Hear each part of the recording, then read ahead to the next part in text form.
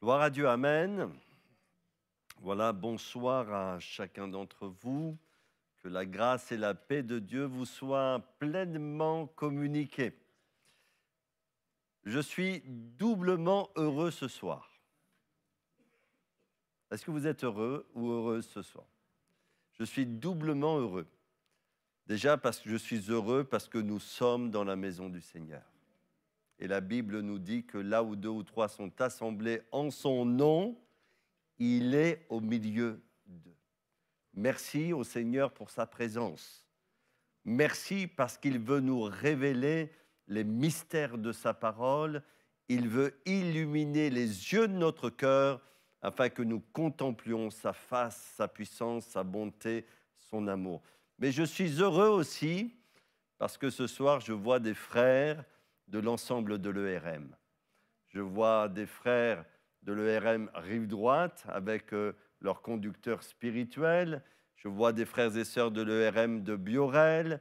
Je vois des frères et sœurs de l'ERM d'Arnétal. Et puis je vois des frères et sœurs aussi de l'ERM de Coville. Et je me dis, béni soit Dieu, parce qu'il est bon d'être ensemble pour louer, célébrer le Seigneur, mais aussi d'étudier sa parole. En tout cas, que la grâce et la paix de Dieu vous soient communiquées. Nous allons continuer notre étude biblique sur le fruit de l'esprit. Nous remercions notre frère Francis Burette qui a développé cet aspect de cet équilibre entre les dons spirituels et le fruit de l'esprit. Et nous allons continuer cette étude en parlant de la première caractéristique du fruit de l'esprit. Le fruit de l'esprit, l'Écriture nous dit dans Galates chapitre 5, verset 22, c'est l'amour. Et nous allons commencer à parler de l'amour. Le but d'étudier la Bible, c'est que nous puissions la vivre. Il est bien de connaître les Écritures. Il est bien de savoir ce que Dieu dit sur le fruit de l'esprit. Il est bien de découvrir toutes les facettes du fruit de l'esprit, mais il est encore mieux pour chacun d'entre nous de les vivre. Et que Dieu, dans sa grâce, nous aide à rentrer pleinement dans ce qu'il a préparé de toute éternité. Le but de Dieu, je le rappelle, c'est que nous ressemblions à Jésus en toutes choses, que nous ayons le caractère de Christ. Et la prière de mon cœur, c'est que les uns les autres, nous puissions grandir dans la maturité spirituelle. Et la maturité spirituelle pour un chrétien se manifeste de 2 manières, au travers de son caractère et au travers du fruit de l'esprit. Et nous allons parler ce soir de l'amour. Je vous ai préparé un petit PowerPoint aussi pour avoir quelques repères, parce que quand on parle de l'amour, c'est un sujet tellement immense, tellement vaste, je n'ai pas la prétention en 30 minutes de vous faire un examen de l'amour de Dieu, mais que Dieu nous donne des pistes de réflexion biblique afin que nous grandissions les uns les autres dans cet amour vrai, dans cet amour véritable, dans cet amour surnaturel, dans cet amour puissant qui nous est communiqué par le Saint-Esprit. Alors, quelques passages de la Bible pour commencer. Donc, le premier passage se trouve dans Galates, chapitre 5, verset 22. Nous n'allons pas relire l'ensemble de ces versets de la Bible qui nous parlent du fruit de l'esprit. Cela a été déjà fait. Mais il est dit, mais le fruit de l'esprit, c'est, et une première caractéristique, l'amour. Et nous allons nous entretenir de cet amour. J'ai choisi un deuxième passage dans Matthieu chapitre 7, verset 9. Il nous est dit ceci, « Lequel de vous donnera une pierre à son fils s'il lui demande du pain, ou s'il demande un poisson, lui donnera-t-il un serpent? Si donc, méchant comme vous l'êtes, vous savez donner de bonnes choses à vos enfants, à combien plus forte raison votre Père qui est dans les cieux donnera-t-il de bonnes choses à ceux qui le lui demandent. Encore quelques versets de la Bible. Là, j'étais trop loin. Voilà. Dans 1 Jean 4, 8, il est dit ceci, et écoutez bien, frères et sœurs, celui qui n'aime pas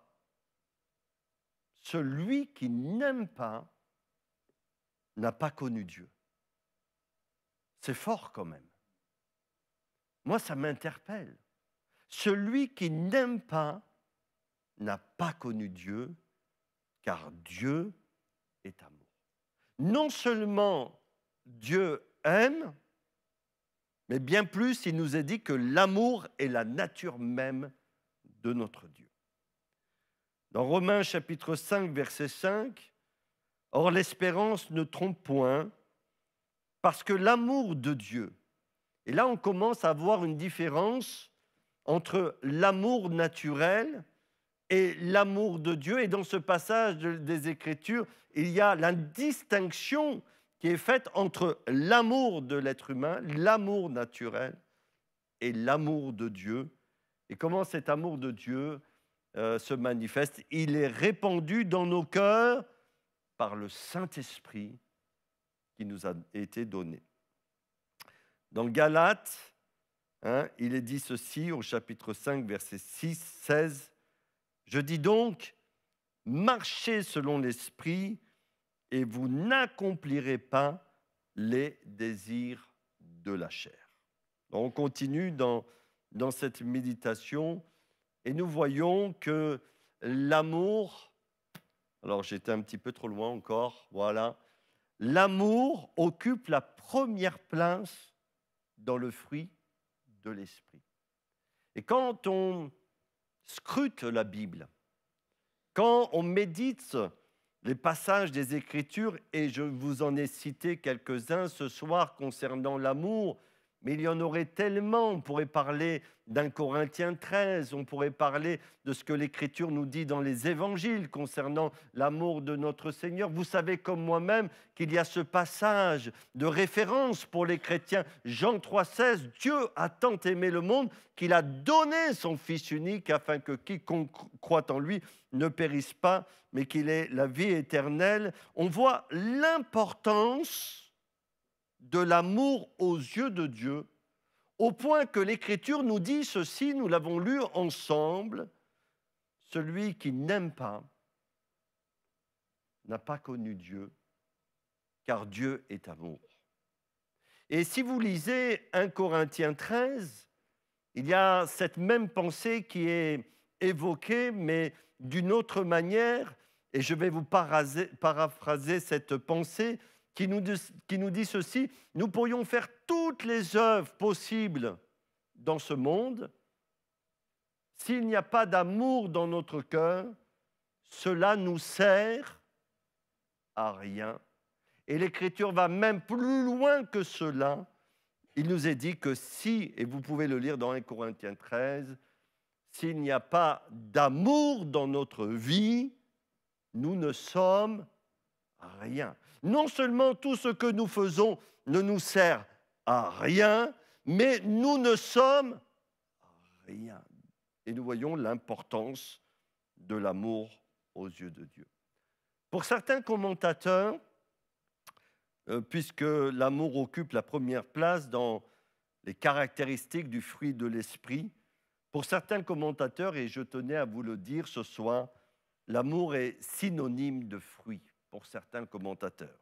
C'est-à-dire que l'amour inclut donc toutes les autres caractéristiques qui suivent. Quand je suis rempli d'amour, je manifeste de la joie. Quand je suis rempli d'amour, je manifeste la paix. Quand je suis rempli d'amour, je manifeste la patience. Quand je suis rempli d'amour, je manifeste la bonté. Quand je suis rempli d'amour, je manifeste de la bienveillance. Quand je suis rempli d'amour, je manifeste de la fidélité, je manifeste de la douceur, je manifeste de la tempérance. C'est-à-dire que l'amour va englober tout le reste. et c'est ce que nous tendons à vivre les uns les autres. Alors comment définir l'amour de Dieu? L'amour semble une tâche à définir impossible, puisque la Bible nous dit que Dieu est amour. Et si nous essayons de définir Dieu, déjà cela nous semble compliqué, puisque la Bible nous dit que notre Dieu, il est omnipotent, omniprésent, omniscient. Tous ces mots nous parlent de sa grandeur qui nous dépasse, qui dépasse notre entendement, qui dépasse notre intelligence, qui dépasse ce que nous pouvons concevoir. Dieu est partout, il peut tout, il connaît tout, il n'a ni commencement ni fin, il est éternel, il est le créateur de toutes choses. Alors oui, nous appréhendons Dieu, mais il est tellement grand, notre Seigneur. Est-ce que nous aurions la prétention de tout savoir sur lui? Et si l'Écriture nous dit que Dieu est amour, eh bien, c'est la même chose. Mais il y a un repère central pour nous qui manifeste l'amour de Dieu dans sa perfection, c'est la personne même de notre Seigneur Jésus.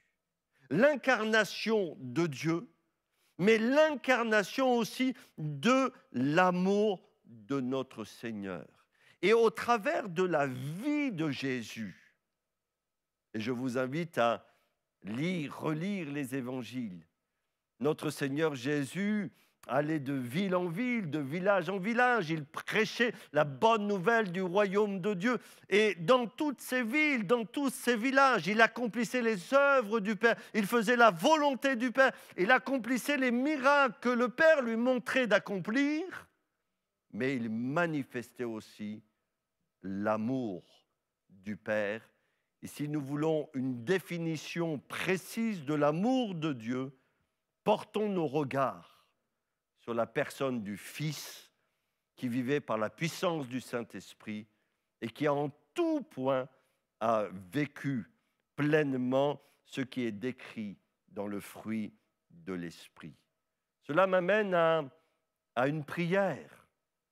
Seigneur, permets-moi de vivre cet amour. Et nous allons voir dans quelques instants la différence entre l'amour naturel et l'amour surnaturel, l'amour de l'homme et l'amour de Dieu. Mais Seigneur, permets-moi en tant que chrétien que je puisse comprendre, et il y a cette prière notamment dans l'Épître aux Éphésiens, chapitre 3, où il nous est parlé de la largeur, longueur, la profondeur et de la hauteur de l'amour de notre Seigneur Jésus. Donc c'est difficile de donner une définition de l'amour, mais si nous regardons à Jésus, nous voyons l'amour dans sa perfection. Est-ce que vous êtes d'accord avec moi? Nous l'avons vu dans les Écritures, mais nous l'avons aussi vécu dans notre vie personnelle. Et si nous sommes là, c'est parce que Christ nous a aimés. Christ a eu compassion de nous.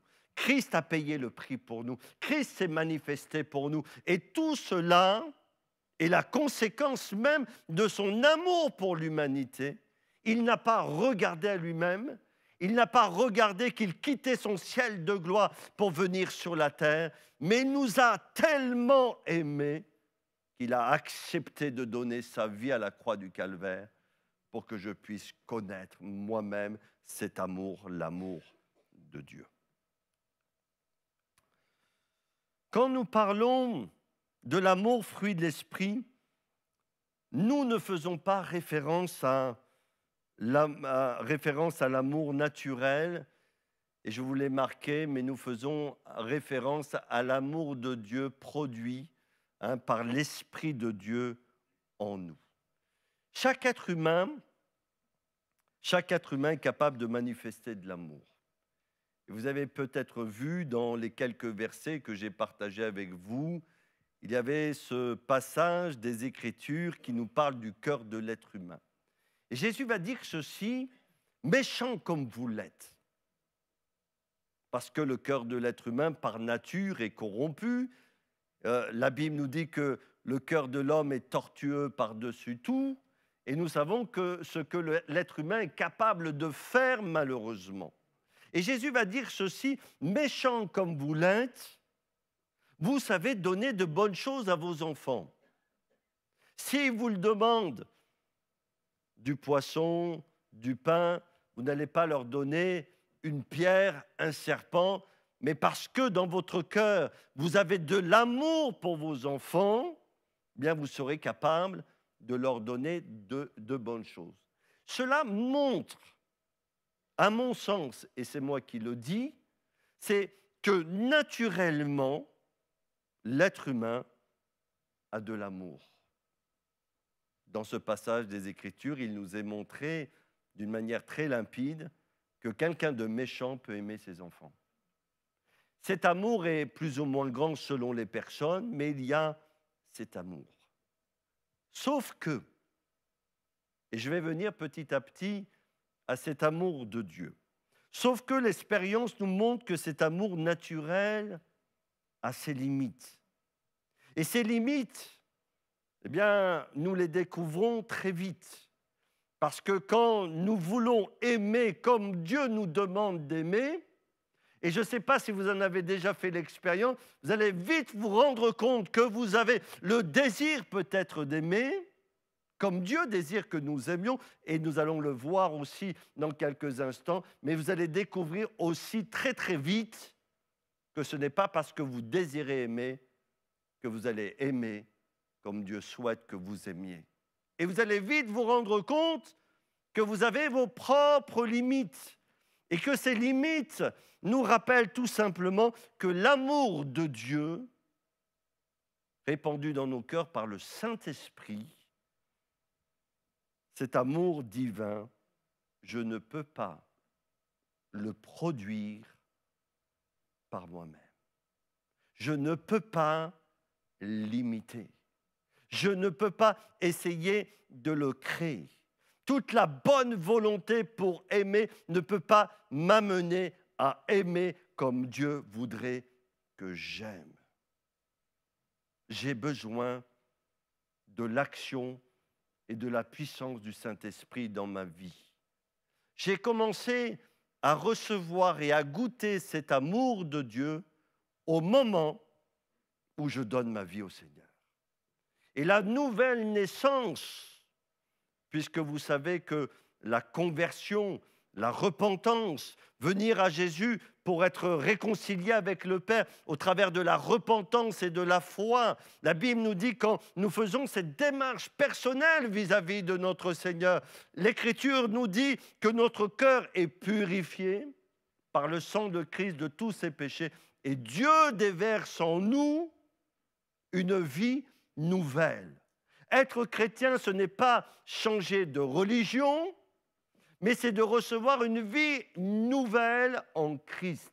Et quand nous recevons cette vie nouvelle en Christ, nous recevons un nouveau cœur et nous découvrons en même temps l'amour infini de Dieu pour notre vie. Nous le recevons dans notre cœur et même nous le manifestons autour de nous. On l'a tous expérimenté. Je me rappelle du témoignage de ce chrétien qui se convertit à Jésus. Il prend le bus pour rentrer chez lui. Avant, il avait certaines dispositions par rapport aux personnes qu'il rencontrait. Il se convertit à La Réunion, il prend le bus pour rentrer chez lui. Et dans le bus, il voit ces gens de toute nationalité, ces gens de toutes conditions sociales, ces gens qui sont autour de lui, de tous les âges. Et il se dit à lui-même, mais j'aime ces gens.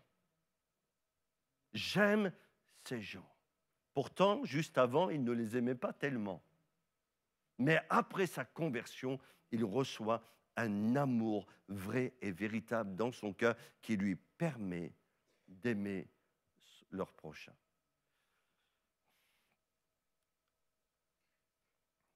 Dans Romains 5,5, c'est un verset qui me semble intéressant. Et ça nous amène à considérer la dimension divine et surnaturelle de l'amour de Dieu. Il est dit comment l'amour de Dieu est répandu dans nos cœurs, frères et sœurs. Comment l'amour de Dieu est répandu dans nos cœurs? Par la force de la volonté? Non. Avec des efforts inimaginables? Non. Parce que je fais pénitence, parce que je me fais violence, parce que je me dis et je me répète à moi-même, il faut que j'aime, il faut que j'aime, il faut que j'aime. Non, je vous l'ai dit très vite, nous allons voir nos limites. Il est répandu dans nos cœurs par le Saint-Esprit qui nous a été donné. Je ne sais pas si vous avez connu cet auteur, peut-être pas, peut-être certains l'ont connu, ou en tout cas lu quelques ouvrages de ce frère qui s'appelle Donald G. Et Donald G a écrit, il a écrit plusieurs livres, mais il a écrit un livre sur les dons spirituels et il a écrit un autre livre sur le fruit de l'esprit. Et quand il écrit sur le fruit de l'esprit, je vous le cite puisque j'ai repris textuellement ce qu'il a écrit, il dit ceci, et ça m'interpelle encore ce soir. Il dit ceci, le fruit de l'esprit est aussi surnaturel que ses dons. Il ne résulte pas d'une amélioration de notre caractère, mais d'une vie spirituelle nouvelle reçue d'en haut. Il y a le jour où on reçoit l'amour de Dieu, et puis il y a aussi pour nous, dans notre marche avec le Saint-Esprit, le développement, la concrétisation, la vie avec le Saint-Esprit qui va nous amener à vivre de plus en plus cet amour pour nos vies. Hop, alors, pardon, voilà. Je voudrais noter quelques points qui sont, à mon sens, des repères dans notre marche chrétienne et des expériences que nous pouvons faire. On sait que Dieu nous appelle à aimer, on sait que nous avons reçu de l'amour dans notre cœur au moment de notre conversion, on sait qu'on doit grandir dans notre vie spirituelle, mais est-ce que les choses se font si facilement parfois dans nos vies? Non. Et j'ai noté quelques points que j'ai pu ou que vous avez pu expérimenter un jour dans votre vie. Confrontés à nos échecs, cela nous conduit à nous humilier. Parfois, Dieu nous demande d'aimer, mais malheureusement, ce que nous ressentons, ce que nous manifestons, n'a rien à voir avec l'amour.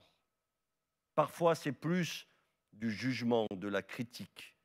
Et en même temps que l'Écriture nous parle du fruit de l'esprit, il y a l'opposition qui est les œuvres de la chair. Et Seigneur, à chaque fois que j'aurais dû aimer de ton amour, pour faire la différence, pour manifester ta gloire, pour permettre à celui ou celle qui était devant moi d'être béni par toi, pardonne-moi quand j'ai manifesté toute autre chose que de l'amour. Je veux apprendre à m'humilier sous ta puissante main afin que tu me transformes, que tu me changes et que je sois un vase d'honneur dans ta maison et que ce vase puisse répandre tout autour de lui l'amour que tu as déposé dans mon cœur. Confrontés à nos échecs, cela nous conduit à le désirer. Oui, je sens mes limites. Oui, je sens mes faillites. Oui, je sens mes incapacités, Seigneur. Mais j'ai tellement soif de rentrer dans cette dimension spirituelle, d'aimer comme tu aimes, Seigneur. Fais-moi grâce. Je veux aspirer. L'Écriture nous dit, aspirez aux dons les meilleurs. Mais est-ce que nous ne pouvons pas dire aussi, aspirons à l'amour dans notre cœur du Seigneur? Confrontés à nos échecs, cela nous conduit à le demander, puisque c'est le Saint-Esprit qui répand l'amour de Dieu dans nos cœurs. Est-ce que dans notre communion, est-ce que dans l'Église, on ne peut pas prier ainsi, Seigneur, tout à nouveau, remplis-moi de ton amour, jusqu'au débordement. Remplis-moi de compassion, remplis-moi de bonté, donne-moi des entrailles de miséricorde. Je veux le demander. Confrontés à nos échecs, cela nous conduit aussi à l'expérimenter. C'est important d'expérimenter. Il faut voir le fruit de l'esprit comme la puissance de Dieu qui se manifeste au travers de notre humanité. Et c'est vrai qu'à chaque fois que nous manifestons le fruit de l'esprit dans ces différentes caractéristiques, nous vivons pour la gloire de Dieu. J'en ai parlé dans l'introduction, notre frère Francis Burette aussi l'a évoqué dans son message, mais nous voulons vraiment expérimenter cela dans nos vies. Alors, nous allons voir quelques exemples que l'amour de Dieu en nous est capable de produire. Nous ne sommes pas capables de le produire, mais si nous marchons par l'esprit, nous n'accomplirons pas les œuvres de la chair, mais nous produirons le fruit de l'esprit. Et si nous revenons à Jean chapitre 15, verset 1er et les autres versets, il nous est dit « Demeurez en lui et il demeurera en vous et vous porterez beaucoup de fruits. » L'amour de Dieu en nous va nous permettre d'aimer les âmes comme Jésus les aime. Est-ce que vous avez déjà pleuré pour quelqu'un? Est-ce que vous avez ressenti dans votre cœur le fardeau de la souffrance de la personne? Est-ce que ce fardeau était tellement pesant, un fardeau spirituel, pas le fardeau charnel, mais ce fardeau était tellement pesant que cela vous a poussé à vous agenouiller et à crier à Dieu pour que Dieu sauve cette personne qui était prise dans les filets des ténèbres. C'est l'amour qui va nous amener à avoir cette relation juste avec les perdus et avec ceux et celles qui sont autour de nous et qui ont besoin d'entendre parler du Seigneur. S'il n'y a pas d'amour dans notre cœur, tout ce que nous faisons ne sert à rien. Pourquoi prêcher l'Évangile? Pourquoi parler de Dieu? Pourquoi témoigner? Pourquoi avoir des réunions où on annonce l'Évangile s'il n'y a pas l'amour pour les âmes qui se perdent? Dites-moi. Et dans ce passage de Marc chapitre 6, verset 34, il est dit de Jésus, quand il sortit de la barque, Jésus vit une grande foule et fut ému compassion pour eux. Ému de compassion pour eux parce qu'ils étaient comme des brebis qui n'ont point de berger. Et il se mit à leur enseigner beaucoup de choses. Tout ce que Jésus a fait jusqu'au moment où il donne sa vie à la croix du Calvaire, il l'a fait par amour. Il n'y avait aucune motivation autre dans son cœur que l'amour et la gloire du Père. Donc Dieu est capable de répandre dans nos cœurs par le Saint-Esprit l'amour pour ceux qui se perdent. Et quand on voit des gens, quelles que soient leurs conditions, quelle que soit leur situation, quelle que soit leur problématique, loin de nous de les juger, mais de les aimer pour qu'ils découvrent Christ et sa puissance. De toute façon, si vous n'aimez pas les gens et que vous leur parlez de Jésus, ils le ressentiront. Ils le ressentiront. Il n'y a pas de souci, ils le ressentiront. Par contre, si vous êtes même parfois maladroit et que vous n'avez pas forcément les bons mots, les bonnes syntaxes, la bonne grammaire, et qu'ils sentent l'amour de Jésus, et qui ressentent réellement de la compassion, de la miséricorde, le désir de les aider, mais qui vient de Dieu, vous les toucherez. Je me rappelle quand ma sœur m'a parlé de Christ, elle n'a pas fait une prédication, elle m'a dit simplement « va et vois ». Et ces deux mots, parce qu'elle a eu pitié de nous, pitié de notre situation, compassion de notre situation, ces deux mots ont été déclencheurs de ma démarche vis-à-vis de Jésus. Va et vois.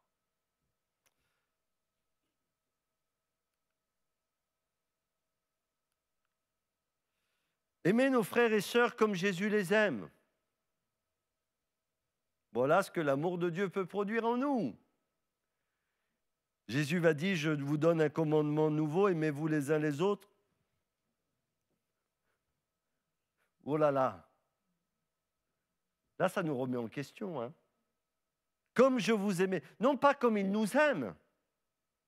Ou non pas comme on voudrait qu'il nous aime. Mais comme Jésus nous aime. Comment Jésus nous aime? D'un amour éternel, d'un amour puissant. Vous aussi, aimez-vous les uns les autres.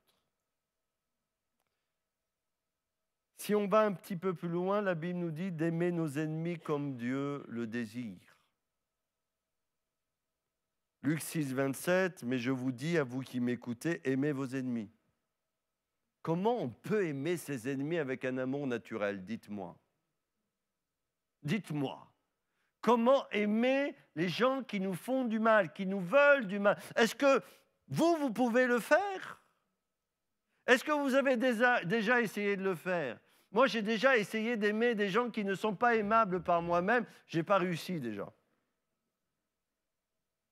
On a plutôt envie de leur tordre le cou qu'autre chose. Mais quand Dieu répand son amour dans nos cœurs par le Saint-Esprit, et on pourrait prendre, je n'ai pas assez de temps, mais on pourrait prendre l'exemple d'Étienne. Pardonne-leur, Père, car ils ne savent ce qu'ils font. Aimez vos ennemis, faites du bien à ceux qui vous haïssent. Bénissez ceux qui vous maudissent, priez pour ceux qui vous maltraitent. Eh bien, il faut une vie surnaturelle. Et cette vie surnaturelle est possible par la marche avec le Saint-Esprit. Ah, c'est sûr que si je marche selon la chair, je vais être très vite dans la défensive.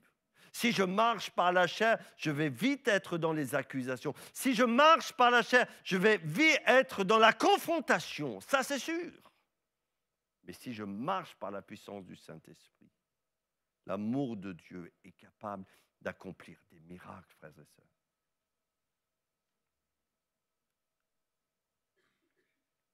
L'aimer Dieu pour pouvoir surmonter le mal. J'aime bien ce passage de la Bible. Le mot amour n'y est pas, mais toute la Bible est imprégnée de l'amour de Dieu. Il n'y a pas un seul mot, un seul verset, un seul chapitre où l'amour de Dieu n'est pas là. Toute la Bible est imprégnée de l'amour de Dieu, puisque l'Écriture nous dit que Dieu est amour. Il nous est dit, ne te laisse pas vaincre par le mal, mais surmonte le mal par le bien. Bien ça, c'est possible s'il y a l'amour de Dieu dans notre cœur. Et puis, aimer pour supporter les difficultés et les tentations. Dans Jacques 1,12, « Heureux l'homme qui supporte patiemment la tentation. Après avoir été éprouvé, il recevra la couronne de vie que le Seigneur a promise à ceux qui l'aiment. » Et c'est cet amour dans notre cœur qui nous permet de persévérer. C'est cet amour dans notre cœur qui nous permet de dire non au péché quand il frappe à notre porte.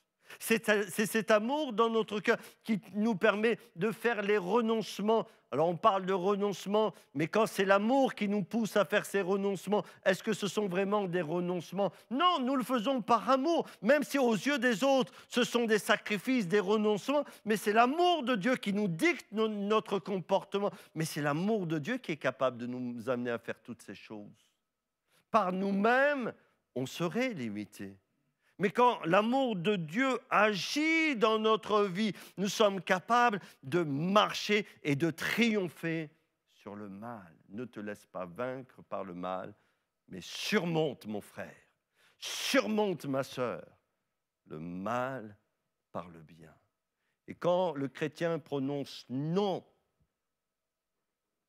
quand le chrétien dit oui, mais quand il dit non au péché, quand il refuse le mal, quand il refuse le compromis, quand il refuse de tomber dans la tentation, dans les pièges du malin, il le fait pour une seule raison. Non pas parce qu'il y a une épée de Damoclès au-dessus de sa tête, non pas parce qu'il a peur de ce qu'on va dire sur lui, du qu'en dira-t-on, non pas parce qu'il a peur des réprimandes de son pasteur. Il le fait parce qu'il aime Dieu. Et la Bible nous dit, nous l'aimons. Nous l'aimons parce qu'il nous a aimés le premier. Que Dieu soit béni. C'est juste effleurer ce thème si important. Vivons-le. Aimons. Ayons cette marche surnaturelle avec le Seigneur. Que les gens disent, ils sont différents. À l'ERM, ils sont différents. Ils ont quelque chose que nous n'avons pas. Eh bien, c'est l'action du Saint-Esprit dans nos cœurs qui va nous amener à manifester le caractère de Christ dans notre vie. Que Dieu vous bénisse. On va terminer par la prière. Que Dieu vous raccompagne dans vos demeures. On va se lever à notre place. On va demander à Luc s'il veut bien prier pour nous, pour que Dieu nous bénisse et nous raccompagne dans nos demeures. Que le Seigneur nous secourt et nous aide en toutes choses. Gloire à son nom. Amen.